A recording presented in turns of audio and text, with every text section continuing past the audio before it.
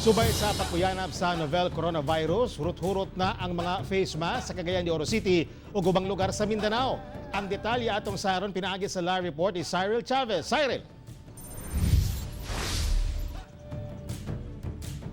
Tek tungod sa kahadlok, human natala ang labing unang kaso sa novel coronavirus sa nasod na nigurong makapalit karon ang mga tao og face mask, isip proteksyon, batok, and COVID. Gibati na og kahadlok ang mga Cagayanon tungod sa pagdeklara sa labing unang nagpositibo sa novel coronavirus sa nasod. Ang magtiayong Abyan og Josephine Enterena nagsuot na og face mask isip proteksyon sa ilang panlawas, batok, and COVID. Di matamhadlok nga di man ato na makita. Aton lang may bawaan nga nagsakita. Proteksyon sa bakterya na dili ka matakdan sa mga sakit. Lisod na kayan sakit sa ospital, daghan kay mga masakiton. Gani gidagsa ang mga butika duol sa Northern Mindanao Medical Center sa mga mamalitay og face mask. Kasagara, buy box, agila palit. Na gani nag-purchase og 5, nasa mga nagpakuandaan, reserve.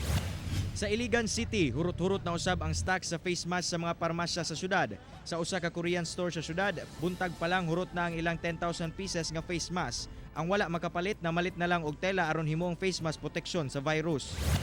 Samtang sa Samal Island sa Davao del Norte, mupalit unta kining si Rex og face mask sa pharmacy sa Barangay Peña Plata apan pakyas kay nahurot na ang stocks. Pila na ka butika akong giagian. Pero wala na. Wala na judong.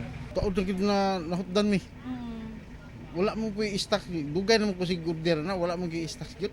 Nagpanic buying yung mga tao tungod sa nCoV. Wala na, gahapon pa. Mga estudyante sa Davao ang naghalintanan.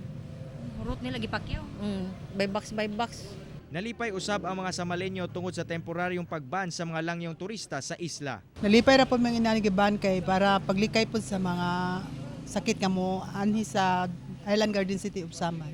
Wala tay capacity pa nga mo kuan no kay ang kuan ani i-refer gyud na siya sa secondary o tertiary hospital. Kay na sila dito equipped na sila with facilities katong isolation room.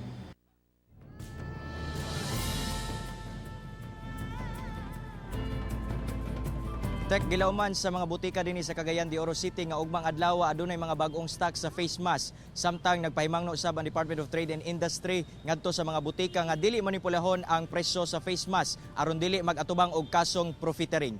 Tek. Okay, salamat, Cyril Chavez.